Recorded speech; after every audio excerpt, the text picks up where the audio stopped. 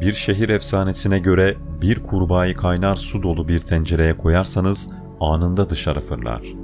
Ama onu hoş bir şekilde ılık suyla dolu bir tencereye koyar ve yavaş yavaş ısıtırsanız kurbağa ölene kadar suda kalacaktır.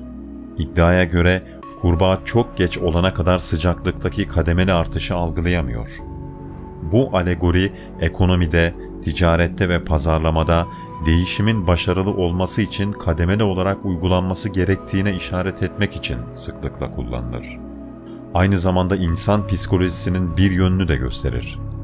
Hayatımızın kontrolünü ele geçirseler bile üzerimize yavaş ama istikrarlı bir şekilde gelen şeyleri kabul etme eğilimindeyiz. Ama bir gün uyanırız ve kendimizi kaynayan suyun içinde buluruz. Aşırılığın doğası da böyledir. 19. yüzyılda kurbağaların yavaş yavaş ısınan suya tepkisini gözlemlemek için birkaç deney yapıldı. 1869'da Alman fizyolog Friedrich Goltz, beyni çıkarılmış bir kurbağanın yavaşça ısıtılmış suda kalacağını, ancak 25 dereceye ulaştığında bozulmamış bir kurbağanın sudan kaçmaya çalıştığını gösterdi.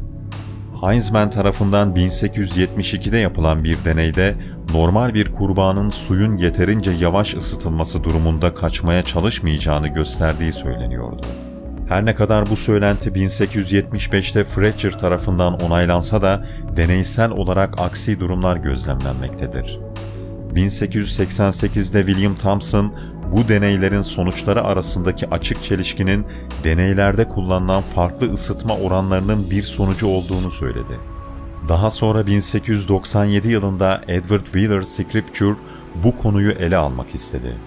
Sonunda şu sözleri yazdı: "Eğer su yeterince yavaş bir şekilde ısıtılırsa canlı bir kurbağa hareket etmeksizin kaynatılabilir."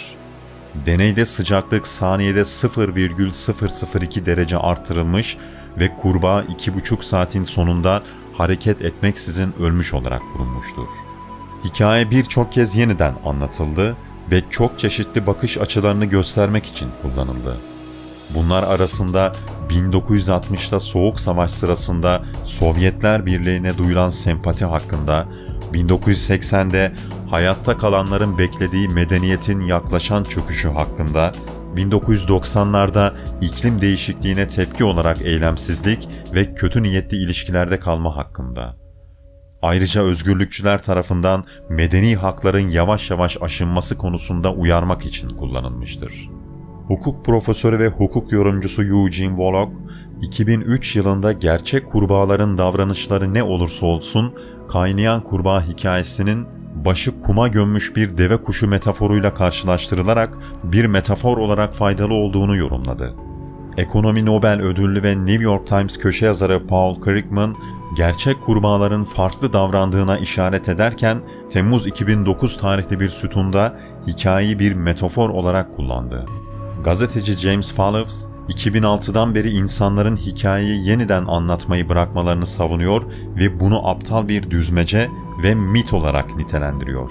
Dünya giderek yaşanması daha zor bir hale geldi.